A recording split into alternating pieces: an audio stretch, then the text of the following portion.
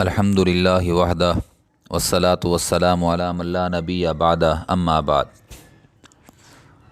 آج ہم پریشان ہیں، اکثریت لوگ پریشانی میں مبتلا ہے، تو اور وجوہات بھی ہیں پریشانی کے، لیکن ایک وجہ امیدیں باندھ لینا ہے، امیدوں کو لمبا کر لینا،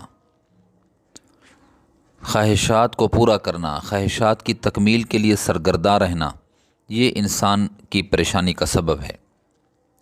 ایک چیز آ گئی ہے نا، اب اس سے بڑھیا چیز ہونی چاہیے۔ انسان ابتدائی طور پر کیا کہتا ہے؟ پیدل جا رہا ہوں نا، کہتا ہے یار سواری ہوتی، سائیکل ہو جائے ٹھیک ہے۔ اب سائیکل ہو گیا، موٹر سائیکل ہونی چاہیے، موٹر سائیکل ہو گیا، اب کار ہونی چاہیے، چھوٹی موٹی کار ہونی چاہیے۔ اللہ نے وہ بھی عطا کر دی، یہ تو ہمارے معیار سے کو گرانے والی بات ہے چھوٹی گاڑی پہ، پھر بڑی گاڑی ہونی چاہیے۔ تو اس کے لیے سرگرداں رہتا ہے بندہ، تو نقصان ہوتا ہے۔ نقصان یہی ہے کہ انسان کو نیند نہیں آتی، سکون نہیں ملتا، ڈپریشن میں مبتلا، پریشانی میں مبتلا، اور اخروی نقصان اس کا یہ ہوتا ہے میرے عزیزو کہ اس کا جو ہے نا حلال اور حرام، اس کی تمیز انسان سے ہٹ جاتی ہے۔ انسان حلال اور حرام کی تمیز کھو دیتا ہے جب بندہ اپنی خواہشات کی تکمیل کرنے لگ جاتا ہے۔ اور اس میں مردوں کے اپنی خواہشات ہیں، عورتوں کی اپنی خواہشات ہیں۔ جو مردوں کی خواہشات ہیں وہ تو یہی ہے کار کوٹھی ہو، بینک بیلنس ہو، اور عورتوں کی خواہشات کیا ہیں؟ بہترین مکان ہونا چاہیے، بہترین مکان ہونا چاہیے، اس کی خواہشات یہ ہیں۔ اور یہ بھی خواہش ہے اس کی کہ کپڑا اچھا ہونا چاہیے۔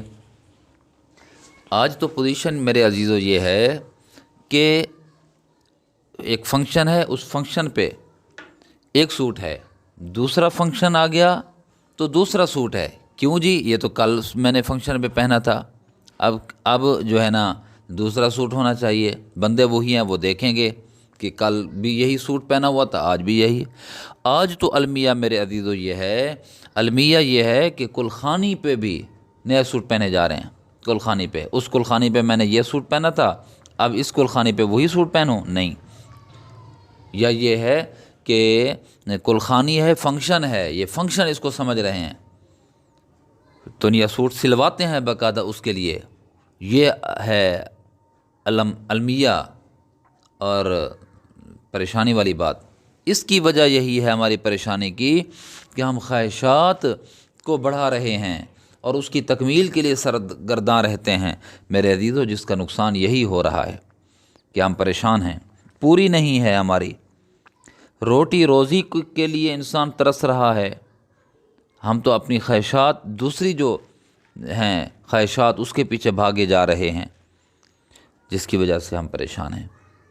ضرورتوں کو، ضرورت کی حد تک تو بندہ ٹھیک ہے چلے، اس کے لیے پریشان بھی ہو، فکر بھی کرے، اللہ سے مانگے بھی صحیح۔ اب خواہشات کی تکمیل کے لیے پریشان ہونا، یہ اپنے آپ کو پریشان کرنے والی بات ہے۔